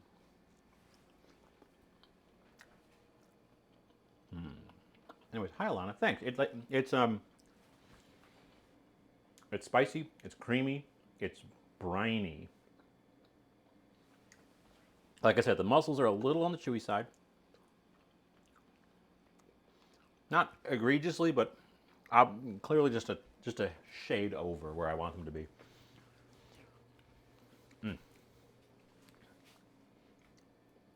I don't know what I was fully expecting when I went into this, but it's a decent result. I don't think it was this. I don't think I was expecting this, but this is a decent result. What would I do differently? Timings. I would change timings of things if I was going to do this differently. I'd reserve the mussels to the very end. I wouldn't put the cheese in until I got it off the heat. I'd be more focused on constructing a cohesive sauce texture-wise before I added those.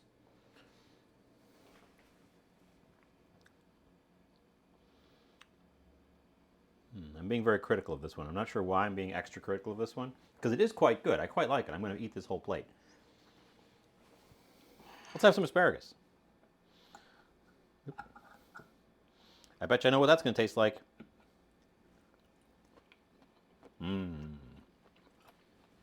Tastes like asparagus. I love asparagus. Anyways, hi Alana. I shout out Alana. If you don't know Alana, Alana streams way more than I do. And she cooks. Infrequently, but she's pretty good at it. So, keep your eyes peeled. Check it out. You'll get some fun cookage over there in Alana land.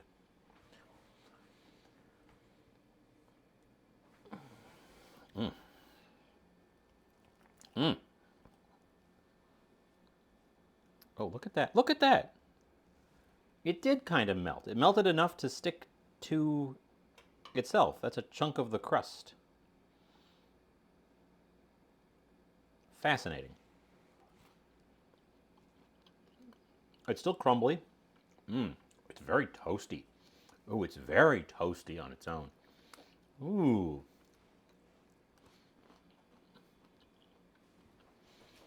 It's like a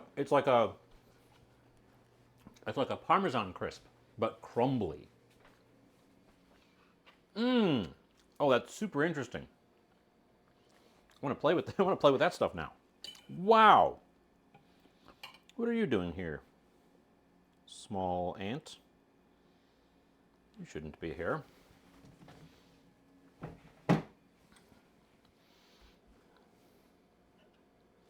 I need a microscope to study the structure. It's really hard to pick up on my camera here.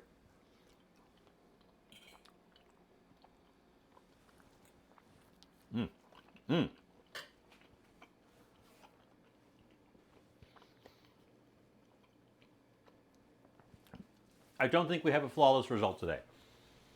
I think there are some obvious mistakes and some subtle mistakes, but we have a good result. So I'm quite pleased.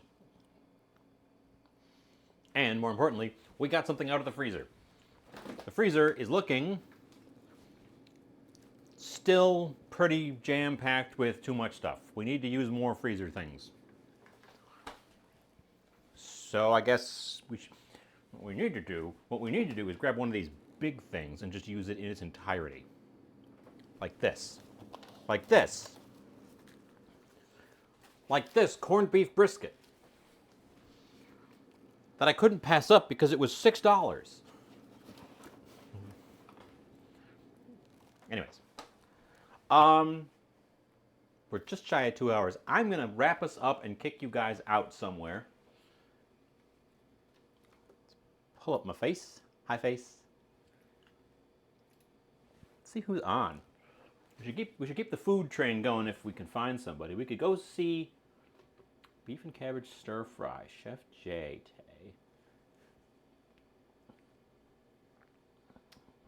Arepas with pepper jack cheese sauce. And of course, any suggestions from you, if you've got one you'd like us to check out.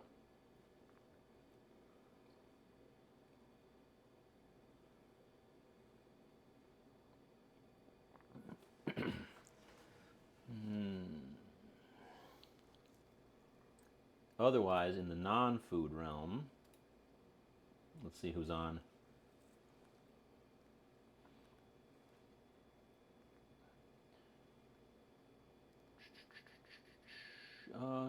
None of my regulars. Jen is still on, but Jen has been on for ages. I think she's going to wrap up soon. Let's go see Alice Black. Last time I raided Room and Board, the next raid on was Alice Black, and I stuck around. I think she does a pretty good job. She's got a much more kitted out kitchen than I've got. Maria is hooking us up with the old things. Thank you guys so much for showing up, sticking around. We didn't really have much of a recipe today. We just kind of waved our arms and faffed around. Thanks so much for the... Let's go back. Saizen, congratulations. You're not first. You're the most not first that we could ever have. Thank you so much for the raid. Thank you so much for the follow and another follow. That's 2 follows. Thank you so much for being here. Thank you so much for the moisten.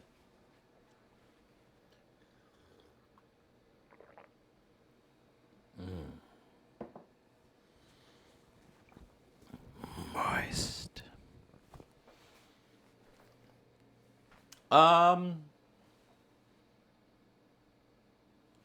Discord link has been pinned at the top of chat. Should have been pinned at the top of chat this whole time. Might still be there. Who knows? Thanks for showing up. Thanks for sticking around. All that jazz. There's the countdown. I will wave you guys out. Bye.